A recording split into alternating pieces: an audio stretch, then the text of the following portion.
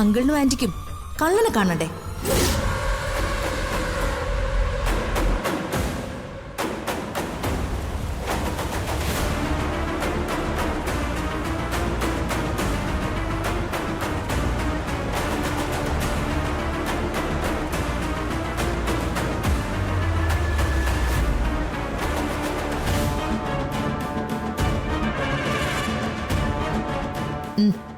താ.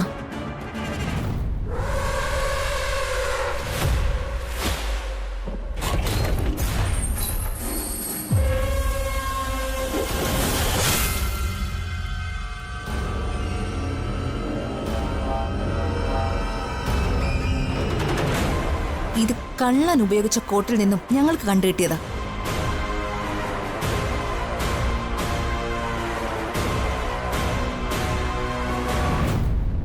സ്വാഭാവികമായും ഇത് കള്ളൻ്റെത് തന്നെ ആയിരിക്കുമല്ലോ.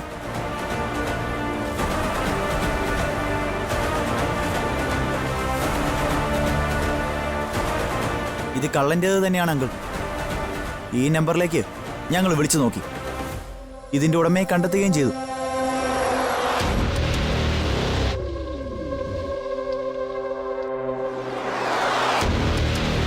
നിത്യയെ ആക്രമിക്കാൻ ശ്രമിച്ചതും നിങ്ങളെയൊക്കെ കബളിപ്പിച്ചതും ഇവരെ കള്ളന്മാരാക്കാൻ ശ്രമിച്ചതും ഈ നിൽക്കുന്ന ജീവൻ തന്നെയാണ്.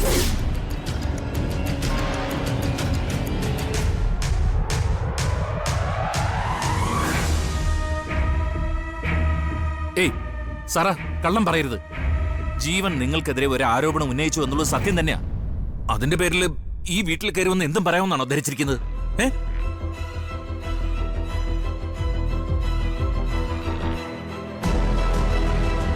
എന്റെ മകൻ അവന്റെ ഭാര്യയുടെ മാല പൊട്ടിക്കേണ്ട ആവശ്യം എന്താ? അറ്റ്ലീസ്റ്റ് അതെങ്കിലും ചിന്തിച്ചൂടെ നിങ്ങൾക്ക്? ഈ ഫോൺ തെളിവായി കാണിച്ചിട്ട് പോലും നിങ്ങൾക്ക് വിശ്വാസമായില്ല അല്ലേ? എങ്കിലും ഒരു കാര്യം ചെയ്യും ചേച്ചി, നമുക്ക് നേരെ പോലീസ് സ്റ്റേഷനിലേക്ക് പോകാം. സംഭവിച്ചതൊക്കെ അവരോട് പറയാം. ഇതിന്റെ ഉടമയെ അവര് കണ്ടുപിടിക്കട്ടെ, കള്ളനെയും അവര് തന്നെ കണ്ടുപിടിക്കട്ടെ.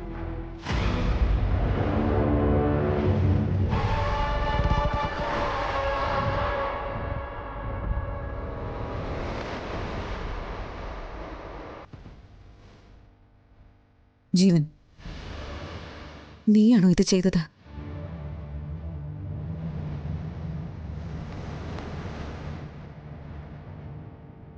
ഇവര് പറയുന്നത് മുഴുവൻ വാസ്തവമാണോ?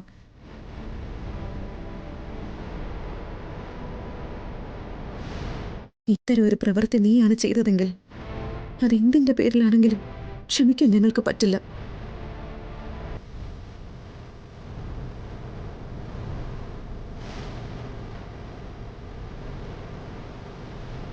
കള്ളൻ എന്ന പേര് നിനക്ക് വീഴുകയാണെങ്കിൽ ആ നിമിഷം മുതൽ നീ ഞങ്ങളുടെ മകനല്ല എന്ന് വിശ്വസിക്കാനേ ഞങ്ങൾക്ക് പറ്റൂ. സത്യം പറ, ഈ ഫോൺ നിന്റേത് തന്നെയാണ്?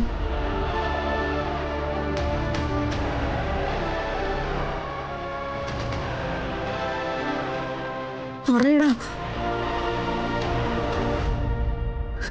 അമ്മേ,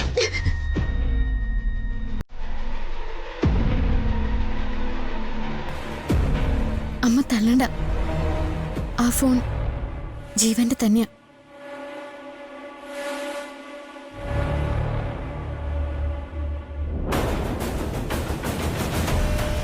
കള്ളനുമായി മൽപ്പിടുത്തം നടത്തിയപ്പോ ഫോൺ അവൻ കൈവശപ്പെടുത്തിയെന്ന് ജീവൻ എന്നോട് പറഞ്ഞിരുന്നു.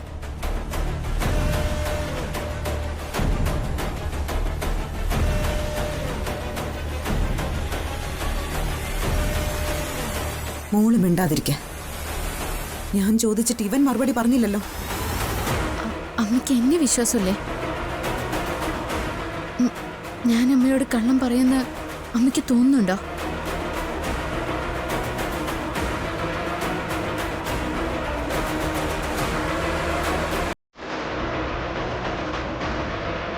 സാറാ, മനു, നിങ്ങളുടെ മനസ്സ് വേദനിപ്പിച്ചതിന് വീണ്ടും വീണ്ടും ഞങ്ങളുടെ കുടുംബം നിങ്ങളോട് ക്ഷമ പറയാം.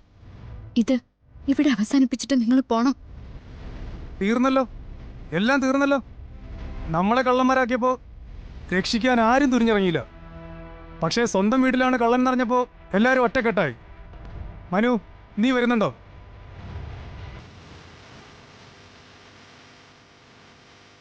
വാടാ.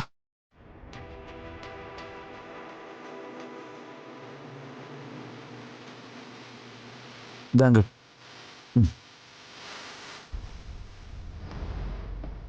സോറി, ഈ ഫോൺ കണ്ടു കിട്ടിയപ്പോൾ അതിന്റെ പുറകിലെ സത്യം അറിയണമെന്നേ ഞങ്ങൾ കരുതിയുള്ളൂ. പോട്ടെ നെറ്റേ, പോട്ടെ.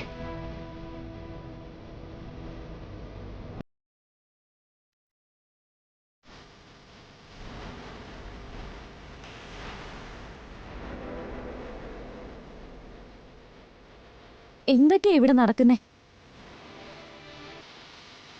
ഇത് നമ്മുടെ വീടാണോ അതോ പോലീസ് സ്റ്റേഷനോ? കേസും തെളിവെടുപ്പും. എന്തായാലും നിത്യയുടെ അടുത്തെങ്കിലും നേരത്തെ ഇത് പറയാൻ തോന്നിയത് നന്നായില്ലേ?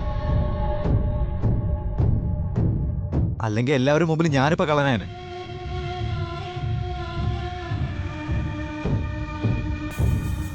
നമ്മുടെ ഈ കുടുംബത്തിന് ചില അച്ചടക്കങ്ങളൊക്കെ നഷ്ടപ്പെട്ടിരിക്കുന്നു. അത് തിരിച്ചു പിടിച്ചില്ലെങ്കിൽ കാര്യങ്ങളൊക്കെ വഷളാവും.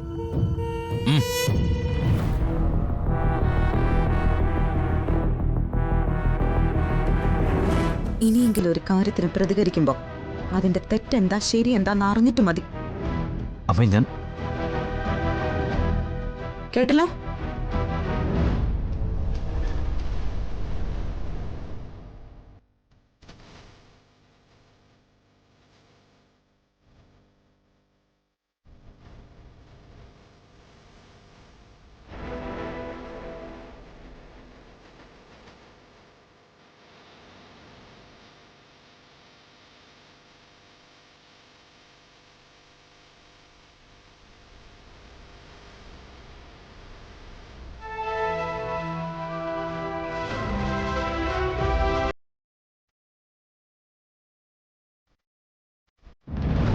സാറാ,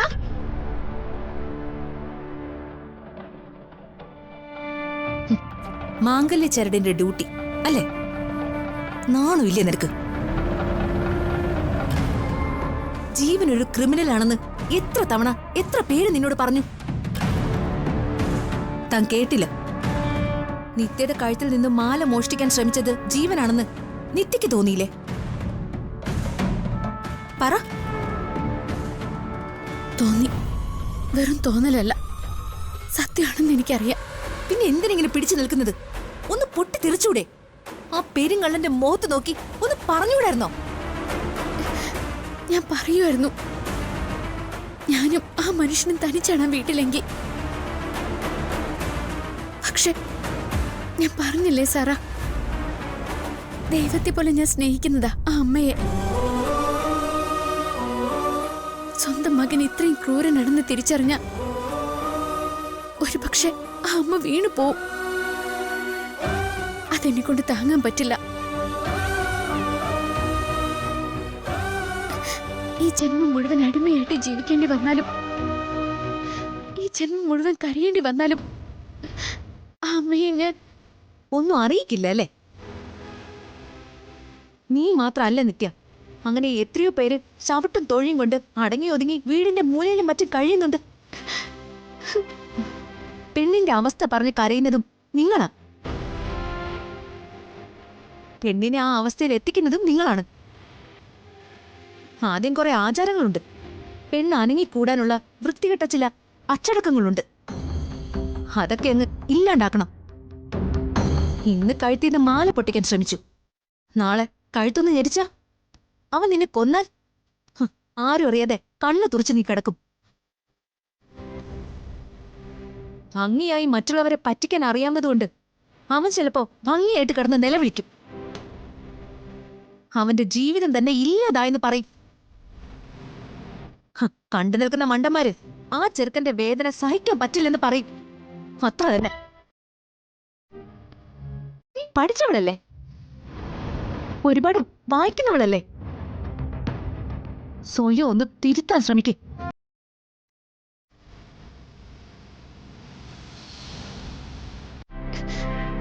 സാറ, ഒരു തവണ കൂടി ഇനി ഞാൻ സാറയോട് ഒന്നും റിക്വസ്റ്റ് ചെയ്യില്ല. എന്റെ അമ്മയ്ക്ക് വേണ്ടി, എന്റെ അച്ഛന് വേണ്ടി, ഈ കുടുംബത്തിന് വേണ്ടി പൊറുക്കണം. മുങ്ങി താഴാൻ തുടങ്ങുന്ന നിന്നെ ഒന്നുകൂടി ചവിട്ടി താഴ്ത്താൻ എനിക്കാഗ്രഹമില്ല. പക്ഷെ നിത്യ, ബന്ധങ്ങളുടെയും കടപ്പാടുകളുടെയും അപ്പുറത്ത് നിനക്ക് നിന്റേതായ ഒരു ജീവിതമുണ്ട്, സ്വപ്നങ്ങളുണ്ട്. ഇല്ലാതാക്കി കളയില്ലേ. ഇനിയും അവനെങ്ങനെ അഴിച്ചു വിടല്ലേ. ആ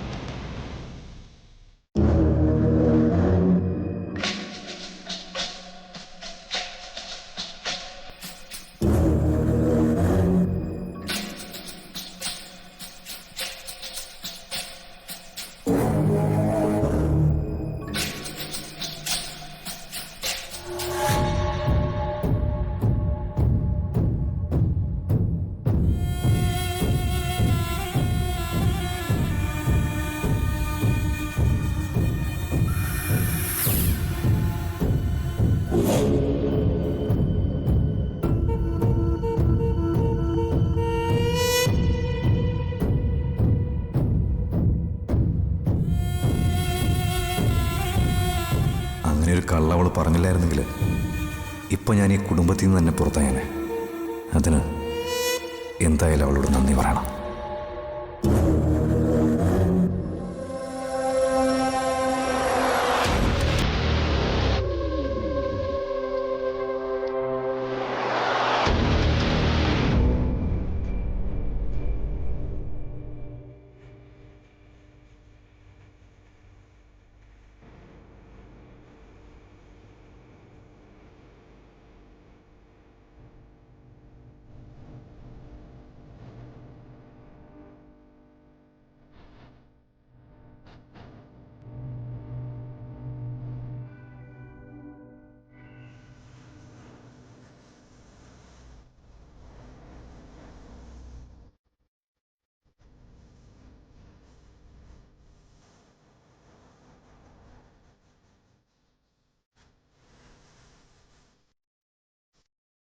നിത്യ,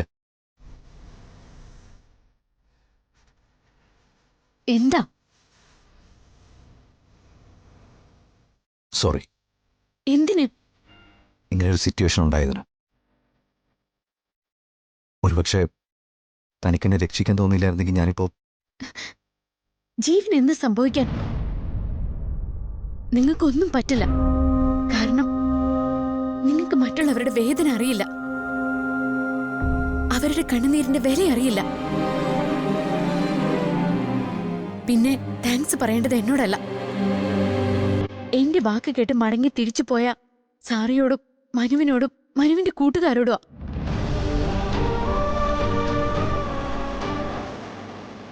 അവർക്ക് ഇത് തെളിയിക്കായിരുന്നു ഈസി ആയിട്ട്.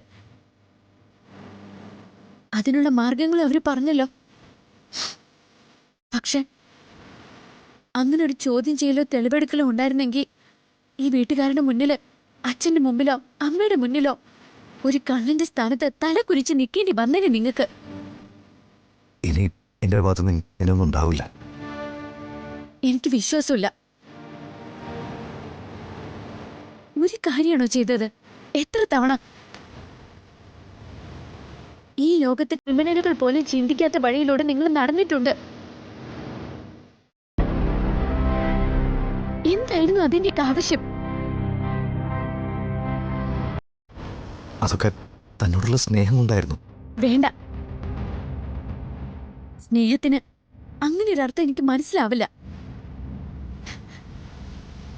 എന്റെ അച്ഛൻ എന്നെ സ്നേഹിച്ച വളർത്തിയത്. ആ സ്നേഹത്തിന്റെ അർത്ഥം എനിക്കറിയാം, വില എനിക്കറിയാം. ഇവിടെ വന്ന് കയറിയപ്പോ എന്നെ നെഞ്ചോട് ചേർത്ത് പിടിച്ചൊരു അമ്മയുണ്ട്. ആ അമ്മയുടെ സ്നേഹം എനിക്കറിയാം, അതിന്റെ ആഴവും അറിയാം. പക്ഷെ ജീവൻ ഈ പറയുന്ന സ്നേഹം അതൊരു തരം ഭ്രാന്താ. മറ്റൊരാളുടെ ഇഷ്ടാനിഷ്ടങ്ങൾ സ്വന്തം കാഴ്ചവെട്ടിലിട്ട് ചവിട്ടി അരയ്ക്കുന്ന ഭ്രാന്ത്. അതിന് സ്നേഹം എന്ന് വിളിച്ചാല് യഥാർത്ഥ സ്നേഹത്തോട് ചെയ്യുന്ന ഏറ്റവും വലിയ വഞ്ചനയാവും. അന്ന് ഹോസ്പിറ്റലില്, ഇന്നിവിടെ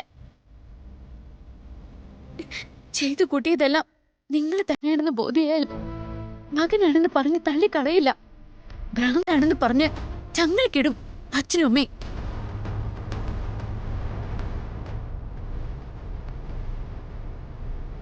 നിങ്ങൾക്ക് അവരോട് പ്രത്യേകിച്ച് സ്നേഹമുണ്ടെന്നൊന്നും ഞാൻ കരുതുന്നില്ല.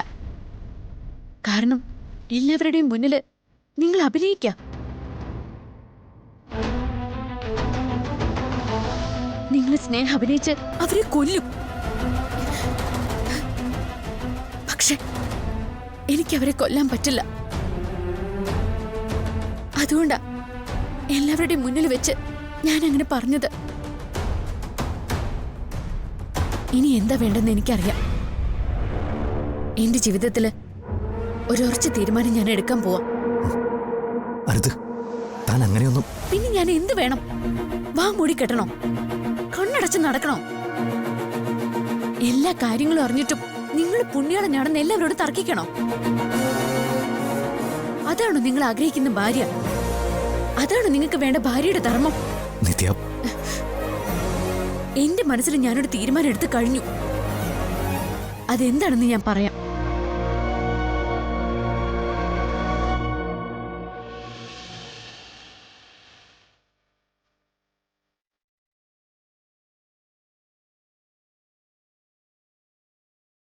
എൻ്റെ ദൈവങ്ങളെ, ബന്ധം വേർപിരിയണമെന്ന് വീണ പറഞ്ഞാൽ നടത്തി കൊടുക്കാൻ എനിക്ക് ബുദ്ധിമുട്ടൊന്നുമില്ല.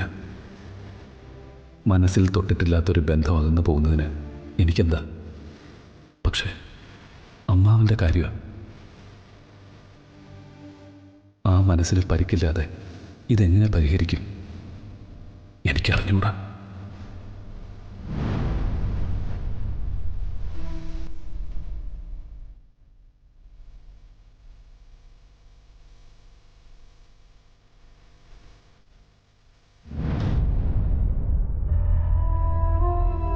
ഹരിയേട്ടന്റെ പ്രാർത്ഥന എന്തായിരിക്കുമെന്ന് എനിക്കറിയാം.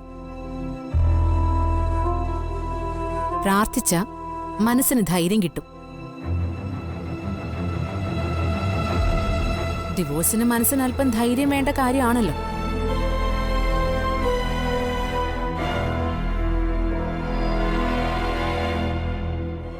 എന്റെ മനസ്സ് മാറണമെന്നോ ഞാൻ തിരുത്തണമെന്നോ ദൈവത്തോട് പ്രാർത്ഥിക്കണ്ട. എനിക്കൊരു മാറ്റം ഉണ്ടാവില്ല. എനിക്ക് ഡിവോഴ്സ് കിട്ടിയേ പറ്റൂ. നിന്നെ എൻ്റെ ജീവിതത്തിൽ പിടിച്ചു നിർത്താൻ ഞാൻ ആഗ്രഹിക്കുന്നു എന്ന് ചിന്തിച്ചാൽ അതിലും വലിയ മണ്ടത്തരമൊന്നുമില്ല. ഞാൻ നേരത്തെ പറഞ്ഞു, എനിക്ക് എന്നെയല്ല നോക്കേണ്ടത്, അച്ഛനെ അല്ലേ എന്ന് പറഞ്ഞ അച്ഛന്റെ പേരും പറഞ്ഞ് വേണമെങ്കിൽ അത് ചെയ്യാതിരിക്കാം അല്ലേ? നിങ്ങൾ എനിക്ക് വിശ്വാസമില്ല. അതുകൊണ്ട് നിങ്ങൾ വിശ്വസിക്കുന്ന ഈ ദൈവങ്ങളുടെ മുന്നിൽ വെച്ച് എനിക്ക് സത്യം ചെയ്തു തരണം. തന്നേ പറ്റൂ. എനിക്കറിയാം എന്തിനാ ജീവൻ ഇതൊക്കെ ചെയ്യുന്നതെന്ന്. എന്നെ വേറൊരാൾ കാണാൻ പാടില്ല. വേറൊരാളോട് ഞാൻ മിണ്ടാൻ പാടില്ല.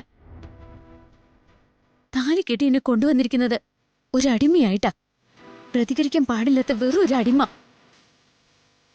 ഈ അവസ്ഥ മറികടക്കാൻ എന്റെ ഭാഗത്തുനിന്ന് ഒരു കാര്യം മാത്രമേ എനിക്ക് ചെയ്യാനുള്ളൂ. ഞാൻ ജീവനൊരു വാക്ക് തരാം. ഈ വീടിന്റെ അകം വിട്ട് ഞാനിനി പുറത്തിറങ്ങില്ല. ആരുമായി സംസാരിക്കില്ല. പക്ഷെ തിരിച്ചെനിക്കൊരു വാക്ക് തരണം. ഇനി ഇത്തരം കോമാളിത്തരങ്ങള് ജീവന്റെ ഭാഗത്തുനിന്നുണ്ടാവില്ലെന്ന്. എന്ത് ചെയ്യണമെന്ന് തോന്നുമ്പോഴും മോനെക്കുറിച്ച് അന്തസ്സോടെയും അഭിമാനത്തോടെയും ഓർക്കുന്ന ആ അമ്മയുടെ മുഖം മനസ്സിൽ കാണണം.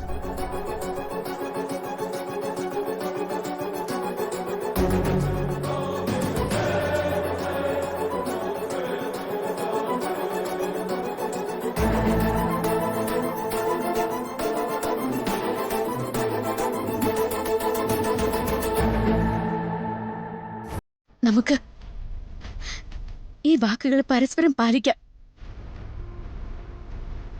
നമുക്ക് സന്തോഷിച്ച് ജീവിക്കാനല്ല, നമ്മളെ ഓർത്ത് മറ്റുള്ളവരെ ഒരുക്കി ചാവാതിരിക്കാൻ.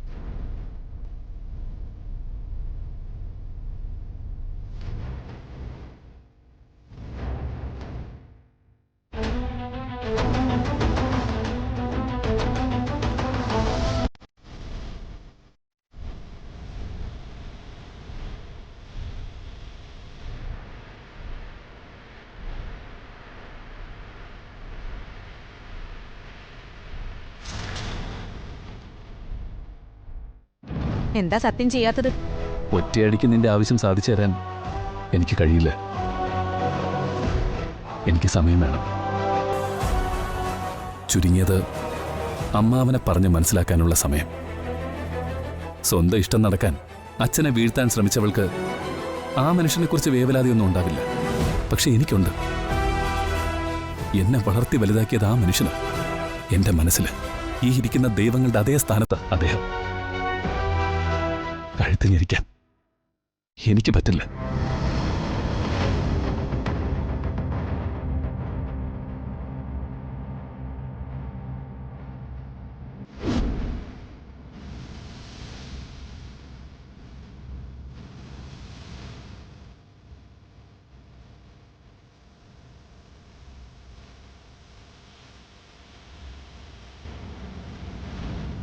പറഞ്ഞത് സത്യസന്ധമാണെങ്കിലും അതെത്രത്തോളം പാലിക്കാൻ പറ്റുമെന്ന് അവൾ തെളിയിക്കട്ടെ.